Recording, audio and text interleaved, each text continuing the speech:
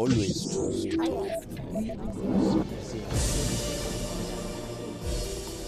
The ancient craft of knotted pile carpentry traces its origins to the Caspian Sea region, with roots deep in the cultures of Central Asia and the Middle East. Archaeological evidence reveals the early sophistication of this art form, dating all the way back 2,500 years. Today in Azerbaijan, this craft takes on new life through the innovative work of artist Faig Ahmed. He reimagines traditional carpets and surreal contemporary art that challenges our perceptions of heritage and modernity. I'm Nick Clark here in Baku, a place where tradition and innovation weaves together in vivid colours and texture expressions. Join us as we explore how Faig Ahmed's art stitches the past to the present, creating compelling new narratives in art.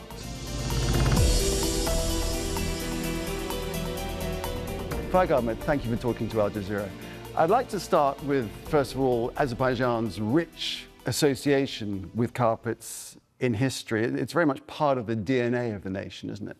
Azerbaijani carpet is related not only with the historical but also geographical. There has a geographical connection. Like some carpets, for example, has a name of villages where they come. Like it can be a design of that comes from this village, and then we name a carpet by this village, or its technique for a certain technique like sumak or pirabedil, for example. So, but also, of course, it's historical connection, because every stage of history, carpet also been changed, and it's kind of reflecting like that historical moment of this region in general, and especially of right. And there's this phrase, isn't there? That wherever I lay my carpet, that's my home. Exactly, because we like nature, and the carpet's only a human kind of sign in the nature. If you're putting carpet somewhere in the beautiful nature and just putting your food there, and that's kind of giving already the feeling of home, of coziness. And so you obviously absorb that association and that deep sense of connection in carpet making. Well, yes, I think so, because again, as I grew up in carpet literally, but also the carpet is connection with other part of cultural elements like architecture, music.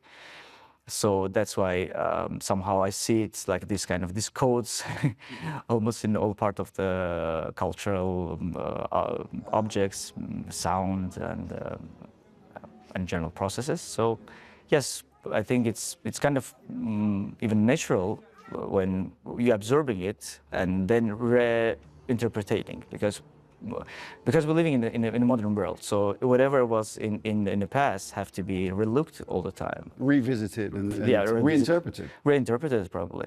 No, some maybe things maybe we should keep it as it was, as our like ancestor use it. Well, again, like it's questioned in every stage of history, every stage of even human life. Sometimes we need something from past, sometimes we don't. Sometimes we have to relook, but sometimes we have to maybe put it in the museums and just look at it as a part of past. Right. We'll explore more about the origins of your art shortly. But first, what about the process? I mean, take this example here, extraordinary installation. Tell us about the process of making this and how you get to this end, this finished product. Well, it's hard to say where the ideas start, because ideas come like as a source of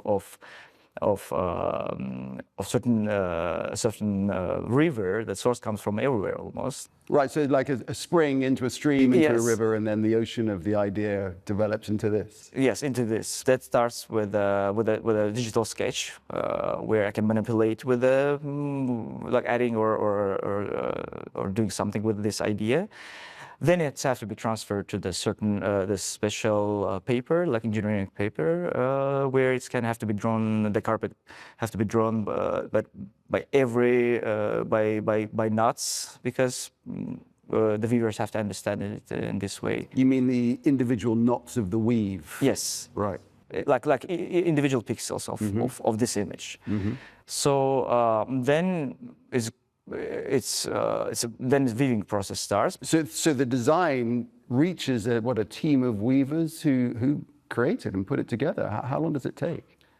Oh wow, it can take a year or more. It can take sometimes a little less of year, but the general process, like including dyeing, including because it's bigger teamwork, not only weavers, but someone like creating these dyes, and then another process is stretching carpet. That's also important because it's not going to be stretched in the right way. It can fall apart, or it's not going to be straight, and yeah. And when did you create this? When was this made, and what's the inspiration behind it and the thinking? What's it called? Well, it's called doubts. And doubts, yes. And it's been like idea been kind of formalized in 2020. So during a time when almost all our planets feel the same thing. So that was time when we didn't know where maybe we have to move, and it's partly we understand what's going on and exactly what we talked before, that what was in the past and where we're moving in the future. So the uncertainty that this uncertainty of depth. But I don't want to say that it was exactly about, let's say, that situation that's been in 2020, but in general, that feels what we feel like. Sometimes we can feel it with ourselves, with our in our personal life. But I think that was a time when all humanity feel the same doubts. Since you design, but you don't weave the carpets yourself, is it sometimes difficult to transfer, your vision? I think it's kind of today's artistic situation when artists mostly thinking than showing what he can do by hands or even with the body. So it's giving kind of delegating process that someone thinking, someone doing, someone transferring of this process, and it's kind of teamwork where I'm doing my part of work, and but I feel easier to just think, like just keep my kind of my vision. Yeah, my vision maybe in the more pure kind of state, because as you're evolving to something during thinking, so you kind of bringing the thoughts to the object, and then it's hard to think to continue to think. I mean, if we're talking about a creative, any creative task, for example. And despite the conceptual nature of it all, am I right in saying that the knots themselves, the knots of the weave to put the carpet together, are the same knots that have been used for hundreds and hundreds of years, for thousands of years? Right. Is that right? Absolutely, exactly, because we're using the same technique that's been used at least 2,500 years ago. When actually we find archaeologists found all this carpet, exactly this technique, that's been 2,500 years old. Extraordinary. Yeah. I wonder what the original makers of that carpet would make of this now. Have you ever thought about that? Well, that's interesting that they was able technically made something like this, but because it wasn't necessary, so that's why. That's interesting, that we need it now, not because we achieved with a certain technique, but we achieved a certain way of thinking. So, I mean, as a humanity. So that's why kind of I'm part of this humanity. That's why I'm able to think in this kind of other way. So you mean then it was more about function, and here it is literally art? Or then I suppose it was function and art, wasn't it? Yes, I think that always been like that, because carpet has two functions. You can use it as an object, so it's warm, it's cozy, but at the same time it has symbols that can symbolize your culture, your home, even even your family, for example. Some signs on this. So, but in general, human side, because if we're talking like 2,500 years ago, so the nature was dominant at that time than civilization itself. So that's why there's something humanized object being like more valuable maybe than nature itself. So today I think it's reverse. So we're more appreciating nature and especially. So let's spin back now to the origins of all this. Was there a particular moment or time or event that sparked all of this? Well, it's a good question. I never thought about that, because, as I said, maybe it's hard to see a source starting from everywhere. but they all collecting here and now. So I can tell maybe some like history that I remember that it can start from childhood, or it can start from moment then I draw a first sketch and thought, oh, this is a good idea. But art came naturally to you as a child. I mean, just generally drawing. I think yes. So because I really like freedom all the time. So like freedom of acting, freedom of thoughts, and I think the art was very like suits to this kind of character. Somehow it's been my first artwork, if it's right to say it. But at the same time, it was family carpet that I cut when I was a kid, and I was 7 or 10 years old, so I don't remember right now. So I just cut it off, and that was very valuable family from my grandmother's So carpet. a valuable carpet, a family heirloom that you took, what, a pair of scissors to or something, and what, cut out the patterns? Yeah, I just cut off the patterns because I thought because most of the people actually, kids actually playing with the carpets on the, like as a labyrinth, or like you see some signs and you can kind of play with this.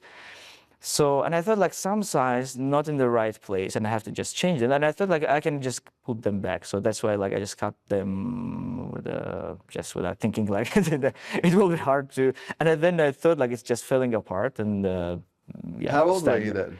Well, 7, maybe 8 or something years. Yeah. What did your family say? What did your mom and dad say? Well, nothing. They didn't punish me. Yeah, that was a good. I think that was a good moment that they didn't, because maybe from that moment I feel like, oh, I'm free to do whatever I want. So now I'm doing the same thing. Have you been surprised in any way by the journey this has taken you on? Like art world is always surprising. Even I thought like, oh, I expect that. I know that it's gonna be like that, but it's always keep bringing something new. That's why I really love this world and this human phenomenon as art, and that appears as a today's institutions and conceptions that's bringing all art world together. So it's always bringing some, even like artists who creating these new things, they kind of surprising sometimes with some ideas, with some connections, some processes that happens in art. So it's always surprising. When people look at your installations, what do you want them to take away with them? Well, first of all, I think good mood. That's important. Or even this mood is not good, it have to be deep. So that's kind of background of any idea that I think the viewer have to receive from any art or creative objects. So, but I don't have a specific message that I want to put in the art that people have to, or viewer have to get exactly that message. I think it's more question. So it's very like it's question in not in the language that that some local people can understand, but it's kind of global question because everyone has for example, a tradition. Like even themselves, like tradition of themselves, the family tradition or their own tradition. Like of course we can talk the country or some certain people's tradition, and we stick to this, to that structure. But at the same time, we have we have opportunities, and it's depend of how we're acting between two of these entities. We're feeling moved. We're feeling that what we have to do. So that's what kind of question of in global language, but about the same thing. So this is what I expect to maybe to people to feel. There's something that I'm feeling. Right, and I suppose it depends on the environment at that time as well. You know, like at this moment, the world is in this place of uncertainty, and then that affects how you might view any piece of art, right? Exactly, it's right, because so that's the thing actually. As people as exactly message they will see, so then it will not bring the right, I think the right answers, and especially today, right? So people don't know what's going on. So if we know even what's going on in the world, like regarding climate change, regarding pollution and other global things that happens and influence to everyone. Like it doesn't matter it's not selecting by group of people or by any class of people. So, but it's something that's making all us equal. We talked about the origins, the ancient history of carpet making here, going back 2,500 years. Do you feel that connection? Have you felt that connection with those original people who were designing and creating carpets more than 2,000 years ago in your work today? I think yes. Sometimes I'm really feeling that, and especially when not only that carpet that I mentioned, actually 2,500, but even like another ancient carpets that I see some details and I understand. Oh, we're acting the same way, or they thought to, I don't know, like small details, like they turn like this, not like this, because of that. So it's kind of communication through something that you understand, but it's not verbal language that you can read and understand what people thought or what was the, I don't know, conclusions or conceptions. But it's kind of like you have to find it through technique that's kind of giving a very special and personal moment of touching to past. Yeah, because in a sense, you're kind of opening a window on those designers from more than 2,000 years ago, which is incredible, isn't it? Exactly. That's beautiful to kind of creating this time machine. But also it's interesting that we continue to do something that people did thousands of years ago. It means we're still keeping some fierce love or some connection that people feels. And we're still like having that mood, that something didn't change from that time. And even maybe even more. So if we're talking about humanity as a part of evolution, and this evolution kind of bringing all the time something new, but we still have something that really can like still strongly connecting us with the past and with the values of past. That's why sometimes some very strong traditional object, like object here as a metaphor, have to relooked at least from other perspective. And then we see, as they say, a two-part of coins. Do you have a favorite piece out of all those that you've created? No, maybe in the future. So because it's hard to put something on the front of me, and for myself, of course, that say that, oh, I'm satisfied with that. I'm happy that with this object is finalized. Then I will. Then it means that I will come to the end of the way when and it means it's finished. So, but if I'm putting all the time something in the future, I'm not satisfied with that. So I'm all the time coming to something not that's possible as perfection. So that's why it's kind of keeping me in move all the time toward this perfection. So, but I have to be unsatisfied because of that. What are you working on at the moment? So one of the major work right now, actually, parallel with for example, carpet that I'm doing. So I'm also doing other direction too. I'm working other direction too, and one of them is interdisciplinary kind of platform. Now we have this, so where we have laboratory where we can measure with the different medical instruments, with the devices like EEG, electroencephalography, or electrocardiography, and other ECGs for measuring heart rate and that kind of thing. Right, exactly, with the heart rate, with our brain activity, so measuring that activities, and including like eye tracking and face and recognition, etc. We put all these kind of technologies together to look to art, because only who know about art is human being, and we can only consider what this or that person think about art. So it's studying how somebody reacts when they're looking at a piece of art, abstract art, I guess, right? Well, so we're doing a kind of two, in the experiment we have two options, like, not options, like the respondent have to look to the abstract, with certain abstract artworks, and then to the faces, like, because face one of the recognizable, like by our brain, by our kind of physiological even moment of our brain. So we are recognizing facial like faces, like, even if they're two dots and one line, so we recognize face inside of this, in the sign. So that's why we put kind of two elements. Trying to study and understand what draws the eye to a point on a piece of art, is that what you mean? This is one of the things that we see where the eyes move, but also we see brain activity, which is also important, and we can see exactly which moment of where the respondent looks, so how the activity, what activity was. But of course, we don't see it as like in the moment. So then after we're processing all this data and looking to kind of collecting information and analyzing it after that.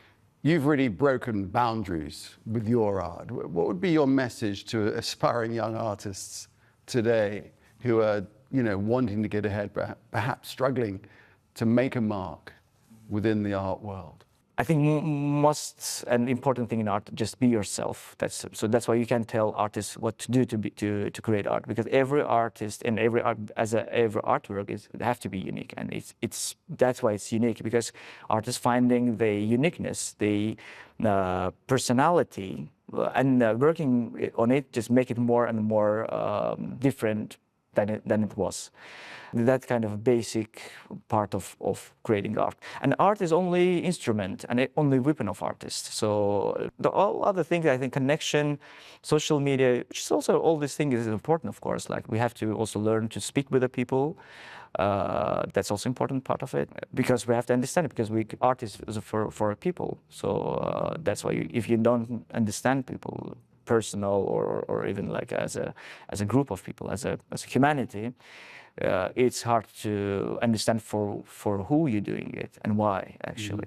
So, and when you're feeling it, that's kind of giving you connection, and ideas coming themselves. So they kind of, the people, the collective subconscious and how they're saying, kind of creating, as you're asking, of course, as an artist, as you're asking this, so you're getting this idea kind of together inside of yourself as an artist. Right, to be true to yourself.